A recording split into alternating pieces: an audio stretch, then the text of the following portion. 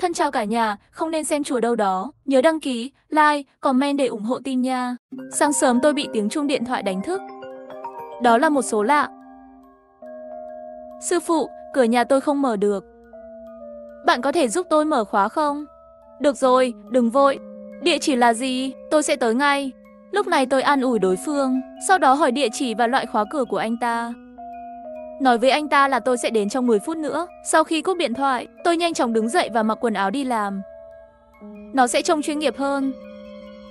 Quên giới thiệu bản thân mình. Tên tôi là Diệp Tiểu Ba, là một thợ khóa. 24 giờ hết lòng phục vụ mọi người. Khi mọi thứ đã sẵn sàng, tôi nhanh chóng lấy hộp dụng cụ lên và đi ra ngoài. Đây đã là đơn hàng thứ 47 của tôi hôm nay rồi.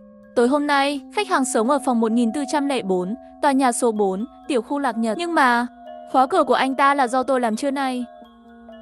Không có cách nào, bây giờ kinh doanh thực sự không dễ dàng gì. Vì vậy, tôi phải sử dụng một số phương tiện để tạo khách hàng. Thật ra rất đơn giản.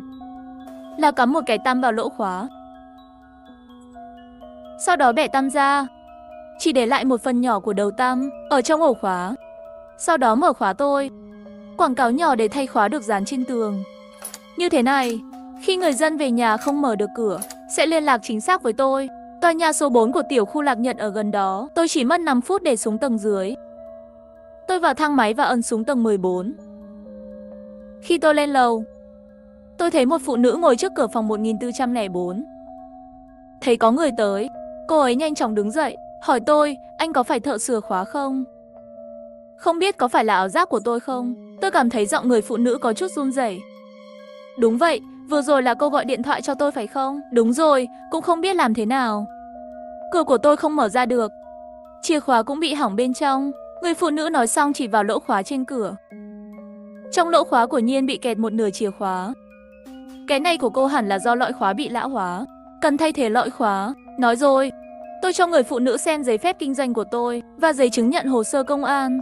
Sau đó theo quy định, kiểm tra một số tình huống với người phụ nữ, có thể xác định cô ấy chính là chủ nhân của căn nhà này. Thực ra nói đúng ra, hiện trường còn cần có sự tồn tại của nhân chứng bên thứ ba, chẳng hạn như tài sản hoặc hàng xóm. Nhưng vì thời gian quá muộn nên không tiện. Trong thực tế có một số quy tắc thường có thể tiết kiệm được thì tiết kiệm. Sau khi đăng ký mở khóa, tôi lấy dụng cụ ra khỏi túi, chính thức bắt đầu công việc của tôi mới bắt đầu làm việc. Người phụ nữ đột nhiên hỏi tôi một câu, tiểu sư phụ có thể mất bao lâu để mở cửa? Khoảng 10 phút thôi. Nhanh lên được không? Tôi nhìn người phụ nữ, thấy ánh mắt cô ta có chút thất thường. Phụ nữ dường như cố ý hay vô ý, nhìn cái gì đó theo một hướng nào đó phía sau tôi. Tôi lập tức cũng quay đầu nhìn về hướng đó. Chỉ thấy một hành lang tối tăm và trống rỗng. Tôi cau mày nói với người phụ nữ, khóa cửa nhà bạn rất khó mở. Tôi sẽ cố gắng nhanh nhất có thể. Trên thực tế, một ổ khóa như thế này, nó có thể được mở trong nháy mắt. Nhưng tôi cần cố gắng kéo dài thời gian càng lâu càng tốt. Nếu không khách hàng sẽ cảm thấy tiền này của tôi cũng kiếm được quá dễ dàng. Vì vậy, bất kể khóa dễ mở như thế nào, dù khách hàng có lo lắng thế nào, dù sao thì tôi cũng phải đợi 10 phút mới mở được. Sau 10 phút, cuối cùng tôi cũng mở được cửa. Sau đó tôi còn đổi cho khách hàng một cái lõi khóa. Đối với lõi khóa cũ đó, thực ra nó không bị hỏng chút nào. Đợi tôi về tái chế lại, lần sau lại có thể đổi cho khách hàng khác. Cái này gọi là một quyển vạn lợi. Tôi nhận tổng cộng 100 tệ từ khách hàng. Người phụ nữ không nói gì, trực tiếp đưa cho tôi một tờ 100 tệ. Tôi vừa cầm bao tiền, người phụ nữ đi vào nhà chuẩn bị đóng cửa. Nhưng ngay khi cánh cửa sắt đóng lại, cửa đột nhiên dừng lại. Người phụ nữ đứng trong nhà, mở ra khe nói, tôi có một vấn đề muốn hỏi anh. Khi anh lên lầu và ra khỏi thang máy, có thấy gì không? Người phụ nữ nói và chỉ ngón tay vào hành lang phía sau tôi. Tôi sửng sốt sau khi nghe, quay lại ngay, lại nhìn về phía hành lang tối tăm kia. Người phụ nữ tiếp tục. Ý tôi là, bên trong cầu thang đối diện cửa thang máy. Tôi lập tức nhìn. Ở phía bên trái của vị trí giữa hành lang, thật sự có một cái cầu thang cứu hỏa ở tầng trên và tầng dưới. Và cầu thang nằm ngay đối diện cửa thang máy. Nơi tôi đang đứng bây giờ, tôi chỉ có thể nhìn thấy cánh cửa dẫn vào cầu thang. Trong cửa tối đen như mực, không thấy gì cả. Không hiểu, lời nói của phụ nữ rốt cuộc muốn biểu đạt điều gì. Lập tức nói trước khi tôi vội mở khóa cho cô. Ra khỏi thang máy sẽ trực tiếp rẽ trái gặp cô. Không chú ý nhiều đến những gì ở đầu cầu thang sao? Anh có thấy một bóng người màu trắng không? Đứng ở đầu cầu thang. Bóng người màu trắng ở đầu cầu thang sao? Đúng vậy, đó là một người mặc váy dài màu trắng. Người phụ nữ tóc dài. Mặt cô ta bị che hoàn toàn bởi tóc.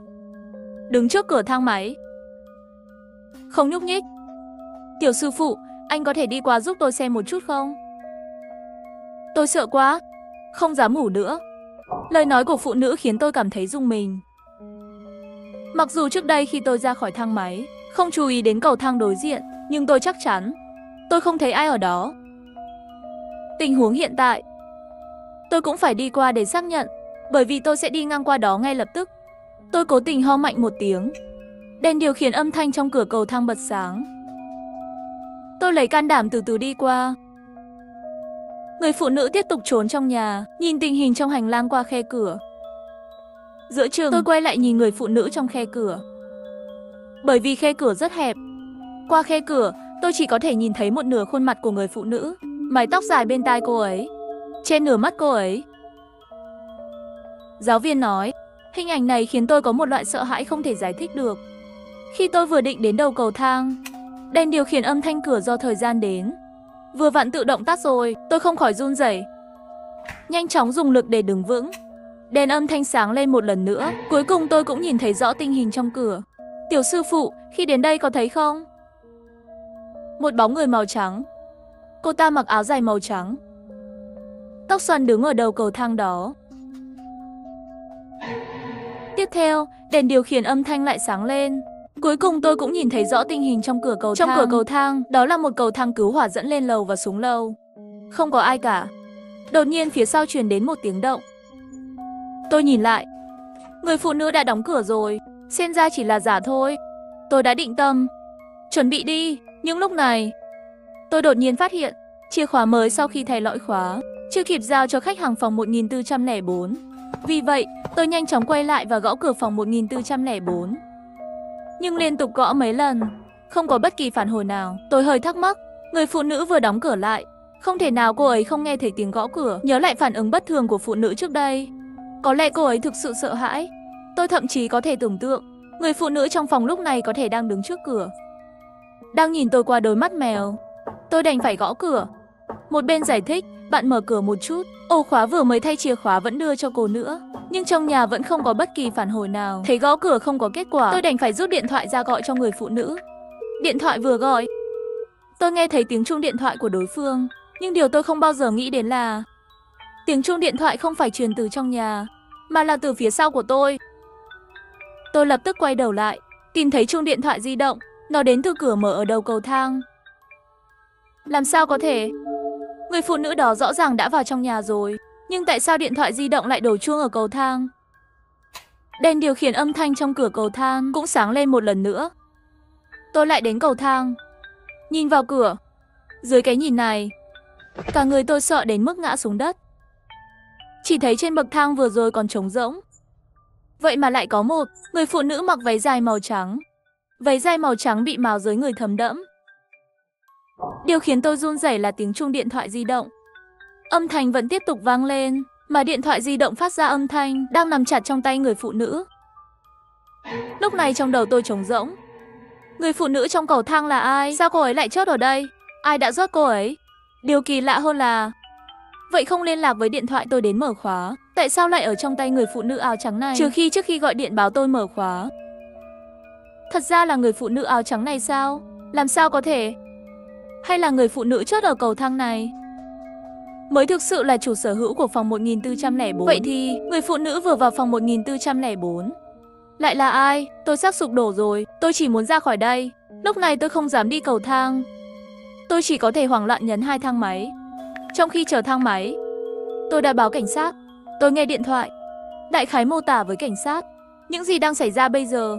Cúp máy xong, trong lòng tôi bỗng nhiên dâng lên một tia bất an, bởi vì tôi nhận ra tôi có thể đã tham gia vào một rắc rối nào đó. Nếu người phụ nữ mặc áo trắng chớt ở cầu thang mới thực sự là chủ sở hữu của phòng 1404, vậy thì rắc rối của tôi sẽ rất lớn. Có nghĩa là tôi đã mở cửa nhà cho tên trộm thực sự. Cho dù hôm nay tôi có thoát được một kiếp, sau này cũng có thể bị kéo liên quan đến vụ giết người này. Nhưng ngay lúc này, Hai thang máy chậm trễ không lên. Điều quan trọng nhất là hai thang máy trước mắt chỉ là các con số hiển thị trên đèn báo đều hiển thị là 13. Tôi ở tầng 14, nhưng hai cái thang máy vậy mà lại đồng thời dừng lại ở tầng 13 bên dưới và thang máy hình như không có ý định đi lên. Tôi mơ hồ nghe thấy cửa thang máy dưới lầu phát ra một số âm thanh lạ. Rõ ràng là có cái gì đó đóng cửa thang máy lại, cho nên thang máy mới dừng ở dưới lầu không nhúc nhích. Cửa của hai thang máy bị chặn cùng một lúc. Đây tuyệt đối không phải ngẫu nhiên. Mục đích rất rõ ràng, có người không muốn tôi đi thang máy. Họ đang ép tôi đi cầu thang. Nhưng mà đi cầu thang có thể trực tiếp gặp sát thủ trốn trong bóng tối, chạm mặt khi tôi không biết phải làm gì. Đột nhiên bên cạnh lại có tiếng động. Tôi quay đầu nhìn qua, là cửa phòng số 1404 bị chậm rãi đẩy ra. Cửa chỉ mở một khe rồi dừng lại. Người phụ nữ đó không xuất hiện sau cánh cửa, mà là một cánh tay đầy máu,